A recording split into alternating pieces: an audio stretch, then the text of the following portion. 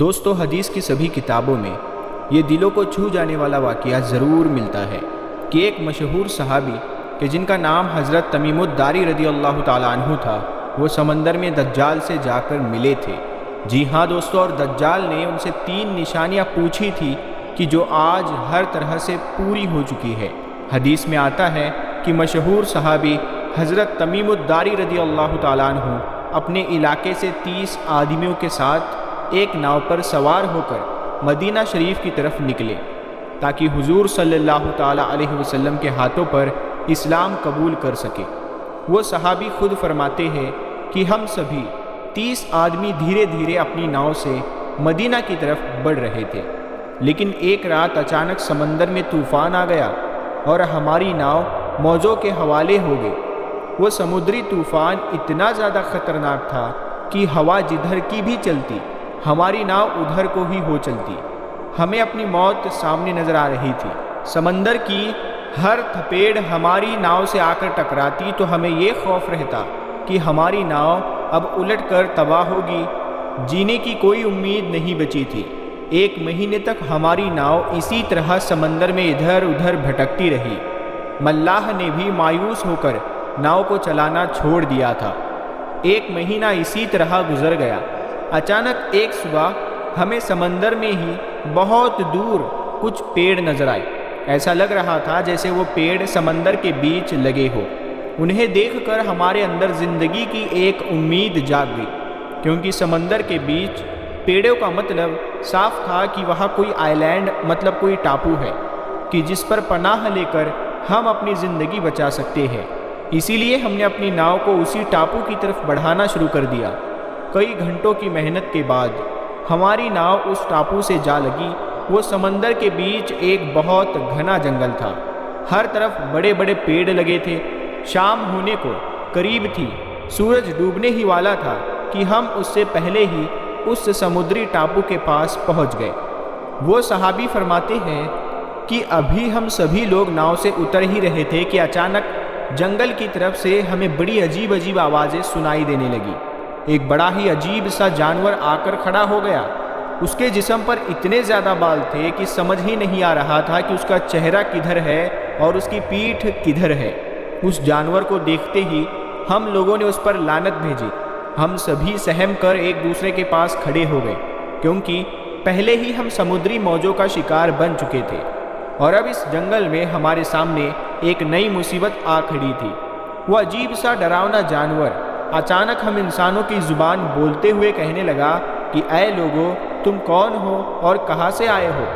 تو اس جانور کو انسانی زبان میں بات کرتا دیکھ ہمارا ڈر اور زیادہ بڑھ گیا، لیکن ہم نے ہمت کر کے اسے جواب دیا کہ ہم اپنے علاقے سے مدینہ کی طرف جا رہے تھے، لیکن سمندر میں ہماری کشتی بھٹک گئی اور ہم 1 مہینے تک ادھر ادھر بھٹکتے رہے۔ آخر ہمیں دور سے یہ ٹاپو نظر آیا تو ہم اپنی جان بچانے کے لیے یہاں پر آئے ہیں۔ وہ صحابی حضرت تمیم الداری رضی اللہ تعالیٰ عنہ فرماتے ہیں کہ میں نے ہمت کر کے اس جانور سے پوچھا کہ آخر تو کون ہے اور اس وقت ہم کس جگہ پر ہے؟ تو اس جانور نے جواب دیا کہ میں جاسوس ہوں۔ تو حضرت تمیم الداری رضی اللہ تعالیٰ عنہ کہتے ہیں میں نے پوچھا کہ آخر تو کس کا جاسوس ہے؟ تو اس نے کہا کہ میں جس کا جاسوس ہوں وہ تم لوگوں سے بہت زیادہ ملنے کا شوق رکھتا ہے، اسی لیے تم مجھ سے ڈرو نہیں بلکہ میرے ساتھ چلو، تمہیں کوئی نقصان نہیں ہوگا۔ حضرت تمیم داری رضی اللہ تعالیٰ عنہ فرماتے ہیں کہ ہم سبھی 30 لوگ اس جانور کے پیچھے چل دیے۔ وہ جانور ہمیں گھنے جنگلوں کے بیچ عجیب راستے سے اندر کی طرف لیے جا رہا تھا۔ چلتے چلتے اچانک ہمارے سامنے ایک بہت بڑا پرانا محل آیا کہ جو اونچے اونچے گھنے پیڑوں سے ڈھکا ہوا تھا۔ اس جانور نے ہم سے اشارہ کرتے ہوئے کہا کہ تم لوگ اس محل میں داخل ہو جاؤ۔ وہ صحابی حضرت تمیم الداری رضی اللہ تعالیٰ عنہ فرماتے ہیں کہ ہم سبھی لوگ ہمت کر کے اندر داخل ہو گئے۔ اچانک ہم نے ایک بہت ہی ڈراؤنی شکل کا بڑا سا انسان موٹی موٹی زنجیروں میں جکڑا دیکھا۔ وہ زنجیروں سے خود کو چھڑانے کے لیے اتنی زور سے چھلانگ لگاتا کہ محل کی چھت کو جا کر چھو لیتا، لیکن اس کی زنجیر نہ ٹوٹتی۔ وہ اتنا زیادہ ڈراؤنا تھا کہ اسے دیکھ کر ہم سبھی کے جسم کانپنے لگے۔ اسی خوف و دہشت میں ہم نے اس انسان پر لعنت بھیجی اور کہا کہ آخر تم کیا چیز ہو؟ تو سامنے زنجیروں میں جکڑے شیطانی انسان نے جواب دیا کہ پہلے تم لوگ بتاؤ کہ آخر تم کون ہو؟ تو حضرت تمیم الداری رضی اللہ تعالیٰ عنہ فرماتے ہیں کہ میں نے اس کے سامنے اپنے سارے حالات بیان کیے کہ ہم سبھی لوگ اپنے علاقے سے مدینہ جا رہے تھے کہ راستے میں ہماری کشتی بھٹک گئی اور 1 مہینے ادھر ادھر بھٹکنے کے بعد ہم تمہارے پاس اس ٹاپو پر پہنچے ہیں اور تمہارے جاسوس سے ہماری ملاقات ہوئی تو وہ ہمیں لے کر تمہارے پاس آیا۔ اس جنجیر میں جکڑے انسان نے کہا کہ میں تم سے 3 سوال کروں گا، پہلے تم مجھے میرے 3 سوالوں کا جواب دو، پھر میں تمہیں اپنے بارے میں بتاؤں گا۔ تو حضرت تمیم داری رضی اللہ تعالیٰ عنہ نے جواب دیا کہ ٹھیک ہے، پوچھو تم کیا پوچھنا چاہتے ہو؟ تو اس انسان نے کہا کہ بتاؤ آخر بیسان کے پہاڑوں پر پھل آتے ہیں یا نہیں؟ تو حضرت تمیم داری رضی اللہ تعالیٰ عنہ نے جواب دیا کہ ہاں اس پر پھل آتے ہیں۔ تو اس انسان نے کہا کہ بہت جلد ہی اس پر پھل آنا بند ہو جائیں گے۔ اس کے بعد اس نے دوسرا سوال کیا کہ آخر بتاؤ مشہور ندی بحیرہ تبریہ میں پانی بچا ہے یا نہیں؟ تو صحابی فرماتے ہیں کہ میں نے جواب دیا کہ ہاں اس میں پانی بچا ہے، موجود ہے۔ تو اس نے کہا کہ بہت جلد وہ پانی سوکھ جائے گا۔ اور پھر آخر میں اس نے تیسرا سوال کرتے ہوئے کہا کہ مجھے بتاؤ کہ آخری نبی اس دنیا میں آ چکے ہیں؟ تو حضرت تمیم الداری رضی اللہ تعالیٰ عنہ فرماتے ہیں کہ میں نے کہا کہ ہاں وہ تشریف لا چکے ہیں اور ہم انہی سے ملنے مدینہ جا رہے ہیں۔ وہ صحابی حضرت تمیم داری رضی اللہ تعالیٰ عنہ فرماتے ہیں کہ جیسے ہی میں نے اسے یہ بات بتائی کہ آخری نبی آ چکے ہیں تو وہ اتنا زیادہ خوش ہوا کہ اچھل کر چھت کو جا لگا، اور پھر اس نے بہت ڈراؤنی طرح ہنستے ہوئے کہا کہ اب بہت جلد ہی میں باہر نکلنے والا ہوں۔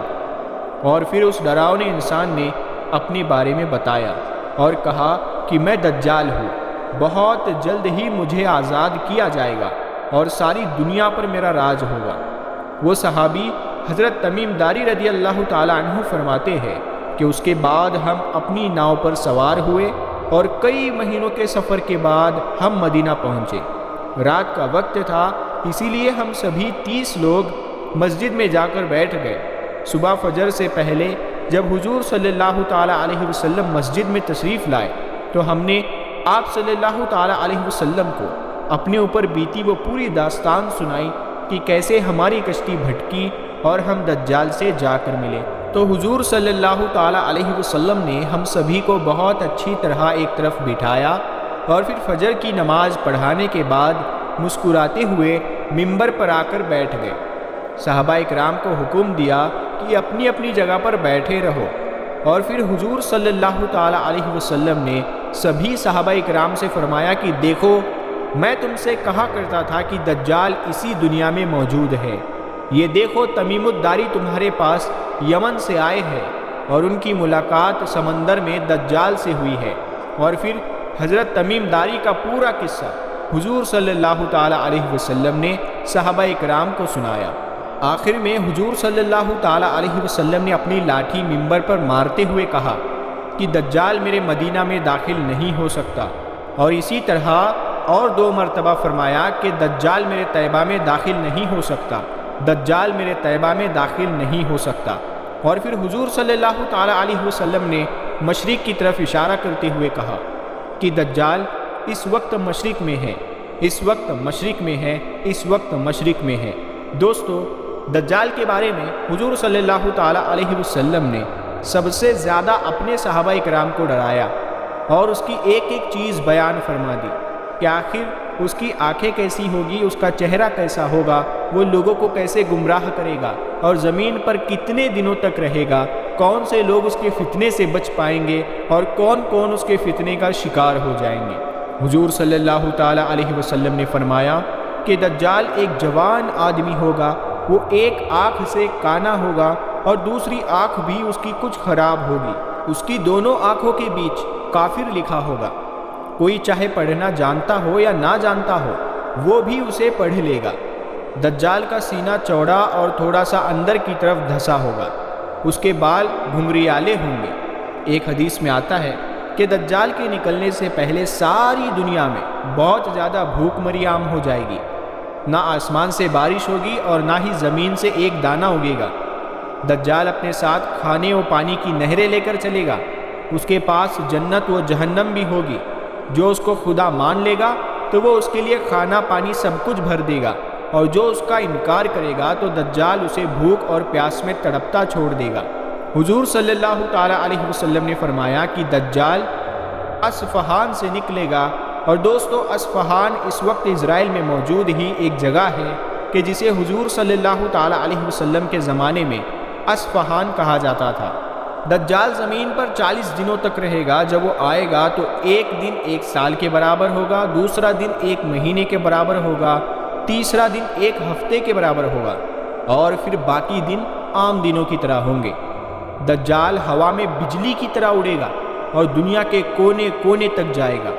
حضور صلی اللہ تعالیٰ علیہ وسلم نے فرمایا کہ جس وقت دجال آئے تو تم اس کے پاس نہ جانا، بلکہ اس کا نام سن کر پہاڑوں و جنگلوں کی طرف بھاگ جانا، ورنہ تم اپنے ایمان کا سودا کر بیٹھو گے۔ حضور صلی اللہ تعالیٰ علیہ وسلم نے فرمایا کہ دجال ساری دنیا پر راج کرے گا، لیکن مکہ اور مدینہ میں داخل نہیں ہو سکتا۔ وہ مدینہ کے باہر آ کر جس وقت کھڑا ہوگا تو مدینہ میں 3 زلزلوں کے جھٹکے آئیں گے کہ جس کی بدولت جتنے بھی منافق و کافر مدینہ میں چھپے ہوں گے وہ سبھی ڈر کر مدینہ سے باہر نکل جائیں گے اور دجال کے لشکر میں شامل ہو جائیں گے۔ کچھ روایتوں سے معلوم ہوتا ہے کہ دجال بیت المقدس میں بھی داخل نہیں ہو سکتا۔ حدیث میں آتا ہے کہ دجال کے ساتھ روٹی اور کھانے کے پہاڑ ہوں گے۔